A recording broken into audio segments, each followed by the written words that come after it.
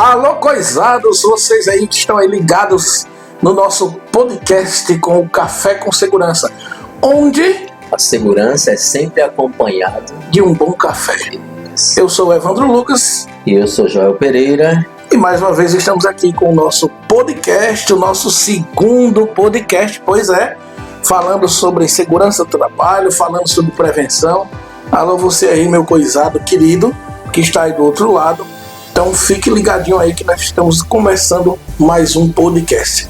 E hoje nós vamos trazer assuntos interessantes, como por exemplo, Joel, o mercado de trabalho, né? Mercado de trabalho. Nós vamos falar sobre a profissão de segurança do trabalho, o mercado de trabalho, as capacitações que podem ser feitas inicialmente, algo interessante sobre a questão de emprego, né, e trabalho. Eu acho legal porque quem é de fora, como eu, né, uma pessoa que entende muito pouco, quando se fala em segurança do trabalho, talvez alguns hesitem, né, e perguntem assim, mas tem emprego, né? Tem mercado para isso, né? O que eu preciso fazer, né? Como me capacitar? Exatamente. Para o mercado. É uma questão muito legal, muito logística. E como é que funciona, Evandro, esse mercado da segurança do trabalho aqui na região e cidades vizinhas? Cara, região da Paraíba, Campina Grande, veja bem, é uma região que precisa ainda ser muito trabalhada. Por que precisa ser muito trabalhada? Segurança do trabalho aqui, ela é vista muito ainda como custo, como gasto. A visão que as pessoas têm de segurança do trabalho é uma visão de gasto, não é uma visão de sustentabilidade, de economia, de prevenção. Eu acho que eu já vi algo parecido. Eu fiz um curso, só para você ver, e eu acho que acontece isso na segurança do trabalho. Eu fiz um curso sobre como fazer a parte de gestão de uma pequena empresa. Empreendedorismo, né? Isso. Aí então, o professor ele disse que fazia justamente isso, vistorias em empresas, e o que muitos patrões fazem é o seguinte, não, vai gastar muito, vai ter muita despesa, vai ter que mexer em muita coisa. E eu acho que acontece algo parecido muito, também, né? Na segurança do trabalho, o que o pessoal faz muito é fechar os olhos para a realidade. Isso é o que acontece. Deixa rolar do jeito que tá, né? Sendo que isso traz muito prejuízo.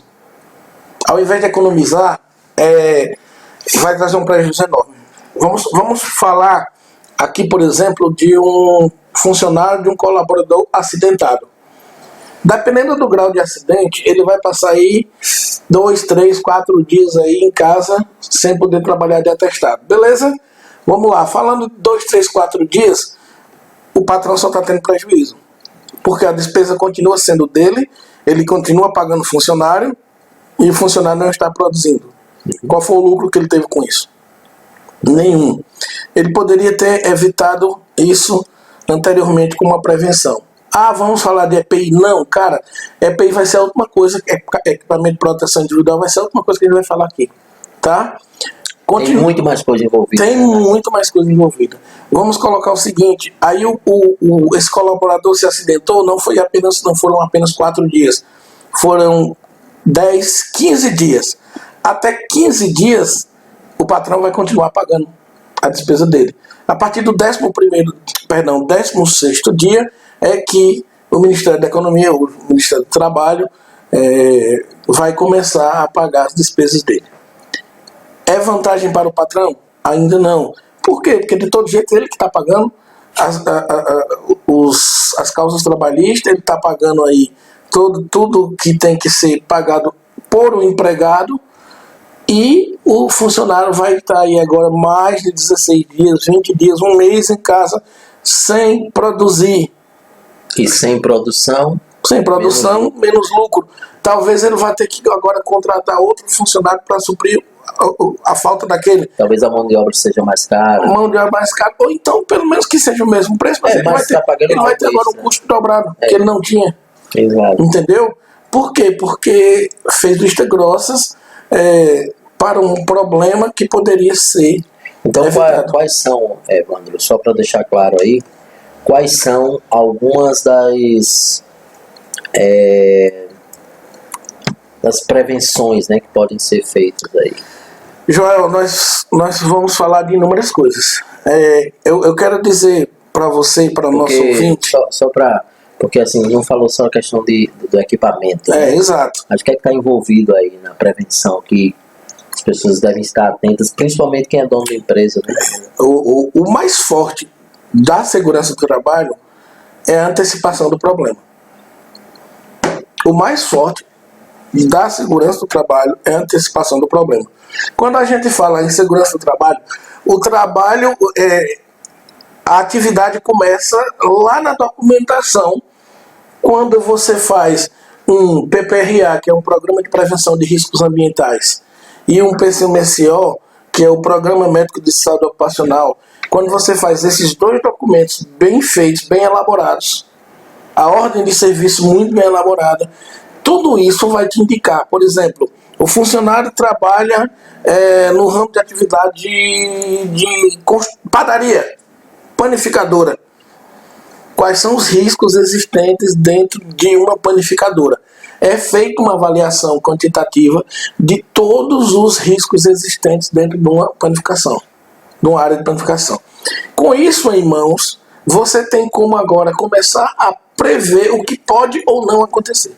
Olha como isso é amplo. É interessante, antecipando o que poderia acontecer, né? Então vai tomando os cuidados para que não aconteça. Você entendeu? E aí não vai ter prejuízo. Não vai ter prejuízo. Quando eu começo agora a antecipar o problema, eu sei que eu posso evitá-lo. Na segurança do trabalho, nós costumamos trabalhar, visualizar 3 coisas. Como o ideal seria eliminar o problema. Se eu não posso eliminar o problema, eu vou trabalhar com a segunda logística, que seria neutralizar o problema. E se eu não posso neutralizar o problema, eu posso minimizar o problema. Certo. Então eu vou trabalhar em cima das 3 coisas. Minimizar, neutralizar e eliminar. Claro que se a gente puder eliminar 100% será melhor. Entretanto, muito raro você poder eliminar qualquer tipo de acidente. Você pode prever sim. Por exemplo, o colaborador trabalha em altura. Então, quais seriam algumas coisas que podemos minimizar? Vamos falar disso. O que é que eu posso fazer? Eu posso evitar que o colaborador passe, eu posso eliminar, por exemplo, que o colaborador passe mal. De repente ele tem aí uma queda de pressão, ou teve aí uma síncope, um desmaio, de repente o cara passou mal. Eu posso evitar isso? Eu posso evitar que isso aconteça? É difícil, né? Não tem como. Eu não tenho como prever que ele vai passar mal. Mas presta atenção, o cara que vai trabalhar em altura, ele tem que fazer uma série de exames, certo? Antes, para saber se ele tem problema. Se ele tiver problema de coração, se ele tiver alguns outros tipos de problemas, ele não pode trabalhar em altura. Antecipação, né? Eu estou antecipando. Porque pode acontecer do cara estar totalmente saudável e de repente passar mal. Pode. Isso ninguém tem como evitar. Isso é bem mesmo. Mas se eu tenho um cara que já tem algum histórico, já tem aí indícios de que ele não pode, que tem vestígios, que tem isso, que tem labirintite, e eu coloco um cara desse para eu trabalhar, eu tenho aí indício que eu vou... Probabilidade. Possivelmente ou provavelmente eu vou ter um problema. Isso. Certo? Então eu já estou antecipando lá nos exames. Então isso é interessante, né? E nem todo mundo... A maioria não faz. Não faz isso. A maioria não faz. Acha que é besteira, né? Certo? Nós temos normativas como a ANR, que são normas regulamentadoras. Por exemplo, falando ainda sobre esse trabalho, continuando trabalho em altura, a ANR número 35, que fala exatamente sobre trabalho em altura, ela reza que a partir de 2 metros... 2 metros? 2 metros. Não é uma altura excessiva, não. Mas a partir de 2 metros é necessário que se use todos os equipamentos de trabalho em altura. Cinto de segurança, capacete, óculos, luva, dependendo do trabalho humano, tudo isso, todo o equipamento. Do andaime, né? Todo o equipamento. Aí vem a estrutura do andaime. Nós temos que ter uma proteção, chamamos de guarda-corpo. Eu lembro que várias vezes eu andando contigo, e a gente vê algum trabalho que está sendo feito e tu aponta, ó. Isso é o que mais a gente vê, infelizmente, por exemplo. Olha que responsabilidade, olha como está a posição daquele andaime ali. E o leigo aí começa a olhar, e é realmente o negócio. Então assim, a gente passa, quem não entende, acha que tá ali o andaime, tá bom, tá primeiro. É muito comum a gente ter tantos erros e a gente achar isso tão normal que, por exemplo, a gente se habitua a observar erros. E tem erros gritantes, né? Que a pessoa diz, como é que o cara tá ali em cima com o andaime nessa qualidade, né? Sem confiança, sem estabilidade, o andaime torto. Cara, tem muita coisa. Certo? Assim, até o andaime tá numa posição que pode causar um risco ainda maior do que se não tivesse, né? É muito interessante. Ainda sobre esse trabalho, só para você ver como a gente pode fazer. Falamos lá sobre os exames. Aí tem as normativas. Tem o risco que você pode correr ou não. Certo? O funcionário tem, por exemplo, se ele achar que ele está incapacitado de fazer aquele trabalho naquele momento, ele pode se recusar a isso. E a legislação dá esse direito a ele. Entendi. Às vezes o cara não está bem. Não está bem naquele dia, né? Entendeu? Então assim, ele não está antecipando um problema. Tá. Cara, tu prefere que eu vá lá pra cima e de repente cause um acidente? É melhor do que colocar e acontecer algo pior e o prejuízo... Você tá entendendo? Então assim, ainda sobre essa questão, aí vamos lá, né, do equipamento coletivo, que nos próprios andaimes temos que ter o guarda-corpo, tem que ter a proteção. Se você não tem como fazer não tem como ter essa proteção, você tem que criar um jeito de ter uma proteção. Acho que você já viu algumas fotos na internet de um cara mais pesado, uma tábua aqui e o mais leve ali, suspenso sobre o peso do cara que tá aqui. Exatamente. Assim, as pessoas confiam muito, né? E assim, não sabe que quanto mais segurança, melhor, né? Exatamente. Aí nós temos a chamada linha de vida. O que é essa linha de vida? Ela pode ser um cabo, pode ser um cabo de aço, pode ser uma corda, algo do tipo. Dependendo do local, de forma horizontal ou de forma vertical, onde esta corda ela está ali na função de você agregar um equipamento e ter ali uma forma de segurança. Que caso aconteça um mal súbito, o profissional vai estar ali resguardado com o equipamento. Você está entendendo que eu não falei ainda sobre, só citei rapidamente o cinto, mas ainda não falei de equipamento para ação individual. Exatamente, tem o capacete. Eu nem estou comentando sobre ele, só citei. Eu estou falando ainda dos meios antecipadamente de se fazer isso. Eu trabalho em construção civil, a gente faz aquelas estruturas de andares, tem que ter os guarda-corpos. Cara, isso é muito interessante. Você apontou até um dia desse, não foi? Que tava tudo certinho. Exatamente, recentemente. Foi muito massa quando a gente viu aquilo ali. Um andaime fachadeiro, né? Isso. Tava muito bem organizado, muito bem alinhado. Muito bem alinhado. Tudo bem estruturado. Porque tem a questão do... Tinha a linha de vida, os funcionários estavam todos ancorados ali na linha de vida. Cara, então assim, muito diferente. É muito diferente. Quando você tem um trabalho de prevenção e de antecipação de qualquer risco que seja. Isso lhe dá uma qualidade no trabalho muito boa. Isso dá, por exemplo, para o empresário, o contratante, ele tem ali, como é que eu posso dizer, a não dor de cabeça. Ele vai ter a não dor de cabeça de estar preocupado. Isso. Tem um profissional responsável ali para cuidar daquilo ali. Para cuidar de prevenir que os acidentes aconteçam. Vidas, né, As vidas estão em jogo. Não é só números, né? É uma peça que ajuda aqui no trabalho. Não, são vidas, são pessoas que... Exatamente. É muito interessante ter essa visão. Exatamente. Então, quando se tem essa visão prevencionista, quando a empresa tem essa cultura prevencionista, isso aí, por isso que tem que ser feito um trabalho de antecipação. E eu ainda nem falei da coisa que eu acho mais importante. Sim, qual é? Conscientização. Cara, é o seguinte, tu sai de casa, todo mundo sai de casa pensando em ir e voltar em paz. Independente aqui de religião, eu vou falar que quem acredita em Deus, aí ele vai dizer assim, olha, meu Deus, me ajude para que eu possa ir, minha família fique em casa em paz e eu vou em paz. E se você trabalha com prevenção, com segurança, você vai tentar fazer a coisa certa. Só que para isso a pessoa precisa ter aquela consciência, o grau de consciência. Você quer ver uma coisa muito comum e muito errada? Você que é motoqueiro aí, ou motociclista, você vai entender o que eu estou falando. É muito comum, muito, muito comum. Talvez você já tenha feito isso, passar no sinal vermelho, em alta velocidade, confiando, né? Achando que nada vai acontecer. Que vai dar tempo.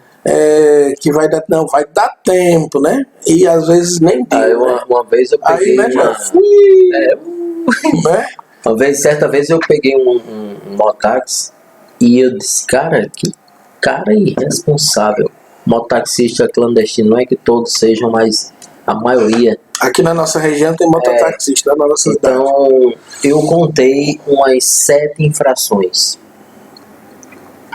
Subindo no canteiro, ultrapassando pelo lado errado, ultrapassando sinais vermelhos, estancando a moto não deveria. Cara, aí se acontece um acidente, uma atrás da a culpa é de quem? A imprudência dele. E eu na garupa, né? Em alta velocidade e eu na garupa. Eu tenho certeza que você disse, amigo, vá mais devagar, porque eu lhe conheço. Então, assim, é muito complicado. Então, tem gente que, quer seja profissional da área ou não, a gente teve um caso agora há pouco aqui em Campinas de um entregador que foi esmagado a cabeça porque ultrapassou, né, um sinal e a pista estava molhada. Né? Foi, rapaz. Você até me falou sobre isso. Zé Pedro, mandaram as fotos, o vídeo, né? A situação tava delicada ali. Então não tem prevenção. As pessoas não pensam na segurança própria. Então cultuar essa mentalidade nas pessoas ainda é a melhor forma. Cultuar isso no colaborador, cultuar isso no gestor. Uhum. E na direção, cara, isso e principalmente, olha só, o dono da empresa, olha, tem de entregar essa pizza ou isso em tal tempo. O cara não está pensando no funcionário, ele está pensando em números. Isso eu até é relativo, mas por exemplo, ele não cobra que aqueles caras, os entregadores, sejam tão irresponsáveis. Exato, não. Eles são muito irresponsáveis. Exatamente. Então, são muito imprudentes. Pessoa, né? São muito imprudentes. Aí, Joel, a segurança do trabalho. Olha, gente, eu tenho certeza que não vai dar tempo de falar sobre tudo que a gente quer hoje, não. A gente vai continuar nesse tema aqui porque é muito abrangente. Cara, é muito abrangente. Joel, aí, ó, isso aí reflete muito no que nós chamamos na segurança do trabalho de ato inseguro, certo? E ações inseguras. Cara, é muito comum a gente ver pessoas praticando coisas erradas na segurança do trabalho. Por exemplo, o ato inseguro, ele é praticado pelaquela pessoa que ele sabe o que está fazendo, mas ele faz errado. O motoqueiro. Esse é o exemplo aí que a gente está citando. Que ele ultrapassa, que ele anda cortando pessoas, fazendo zigue-zague, rodando em alta velocidade. Se acontece um acidente com ele, cara, não tem condições de dizer que a culpa foi de outra pessoa, não. A culpa foi somente dele. Ele está sendo imprudente. Ele está cometendo um ato imprudente e um ato que nós chamamos na segurança do trabalho de ato inseguro. Isso é um acidente causado por pessoas que são irresponsáveis. E aí, em toda profissão, vai ter uma pessoa que vai cometer um ato inseguro ou um ato irresponsável. É o cara que não se conscientiza, né? Ele sabe a gambiarra falada. A gambiarra falada. Não, eu vou precisar desligar essa energia aqui, cortar energia. Não, cara, daqui que eu chegue lá para eu cortar, aqui vai ser tão rápido. Ato inseguro. Eu só vou subir ali um instante. Essa escada não vai cair, esse andame não vai cair, não. Tô inseguro. Vamos preparar tudo, né? Segurança do equipamento. Não, mas é rápido. É uma coisa... É rápido. Isso aí eu faço há muito tempo, né? Eu já sou acostumado a fazer, eu faço muito tempo. É muito comum a gente ver isso. Tem seguro. Não, eu vou tirar ali em um forno de alta temperatura. Não, é rapidão, tira isso aqui fácil, sim, eu estou acostumado. Tem seguro. Eu vou manusear um material combustível, mas eu não tomo as medidas de precaução adequadas. Ato inseguro. Ah, eu estou trabalhando com piso molhado, eu estou dirigindo em alta velocidade, eu não uso cinto de segurança. Enfim. Capacete no cotovelo, que eu nunca vi, né? Parece que o cotovelo é a cabeça, né? Mas aí quando a pessoa cai com o cotovelo. Cai protegendo o cotovelo, né? Deve ser. Será que funciona? Então, assim, esse tipo de coisa são atos inseguros cometidos pelas pessoas. Certo? Então, o trabalho de conscientização, para mim, é a coisa mais importante que tem que ser feito para poder a gente dizer assim, a gente vai ter uma empresa que vai se preocupar com isso. Não é gritaria, não é reclamação, não é expor o trabalhador, não. É primeiramente conscientizar o cliente. Isso é fundamental, isso é essencial. Isso não vai gerar dor de cabeça. Não vai gerar dor de cabeça. Todo mundo vai trabalhar. Acidente pode acontecer? Pode, ninguém está livre. Porém, vai ser muito mais difícil. Muito mais difícil. É como o próprio nome diz, foi um acidente. Foi um acidente. Né? É diferente. Aí, falando sobre o ato seguro, nós podemos citar que tem a condição insegura.